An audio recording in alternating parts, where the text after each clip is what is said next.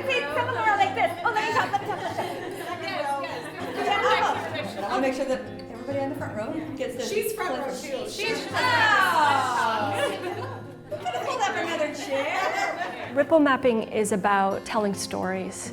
Telling stories is a really powerful way for people to relate their experience, for others to jump in and understand that experience. Because of the relationship with the Peninsula Food Coalition, I started doing some initial recipe demos at the Port Angeles and Sequim Food Bank.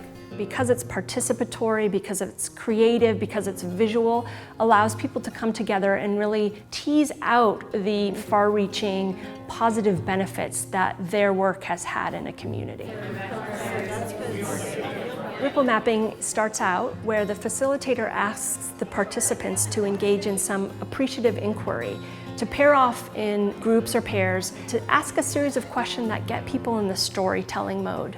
And from there, they come back together and the facilitator starts to ask people to tell those stories, asking prompts that say, so what about that? What's the impact of that?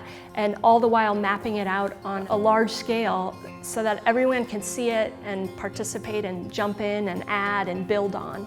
After this participatory component, that huge map is taken and coded. The stories that we're told are organized into different frameworks that trace impacts from their beginning to their end, where you're measuring what are the social impacts of this work, what are the financial impacts of this work, where in the community are they having an effect.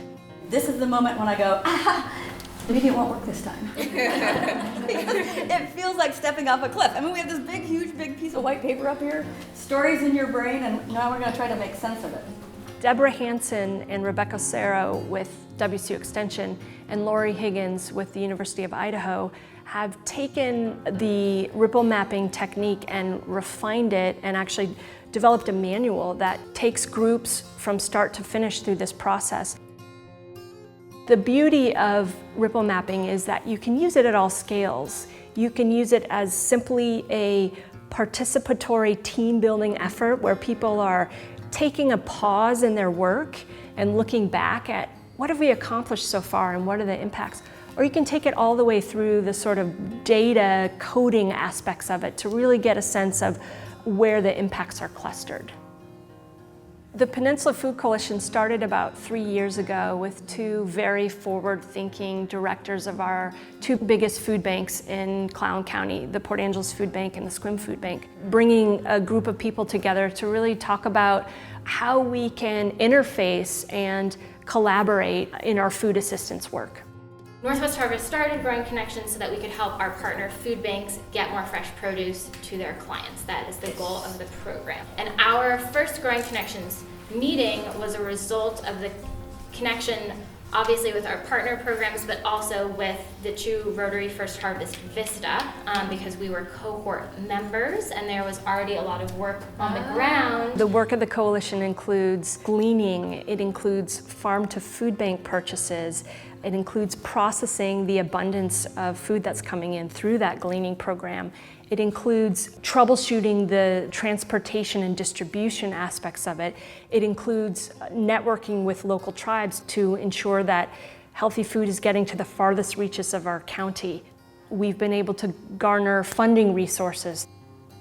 The goal of our work is to really share resources and leverage resources. Gleaning was our first success. Yeah. And that's where we first realized the potential for how we could work together, and that could mean the logistics of transportation, that could mean bulk buying, that could mean, expanding capacity. And it was our first sort of aha moment of what we could do better and more for one another. WSU Extension brings a really important component because of our SNAP Ed programming and because of our gleaning.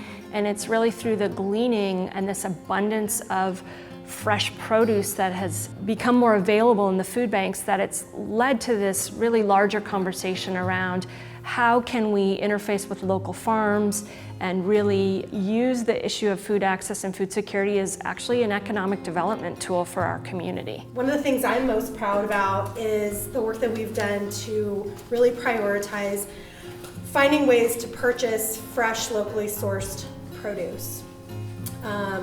And the reason that that's been really important is because it's caused all sorts of other amazing things to happen from there. What do the relationships with our local farmers look like? How can community food security contribute to not only increased food access for people in need, but in really supporting and growing our local farm and food production base? What was the magic that got people?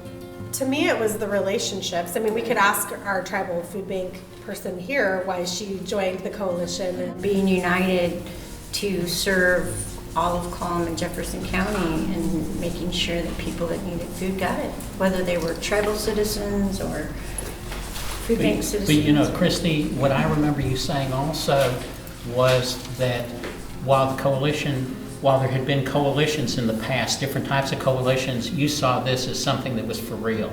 Mm-hmm. And it was the fact that it was for real and, you know, actually doing things that really encouraged people to come and to continue to come. The ideas that were forged between all the participating agencies were definitely long-standing ideas that were for a collective. All this great work is happening through the coalition, but perhaps most importantly, it's the relationships and the trust that we've built that allow us to really come together to find solutions in our community.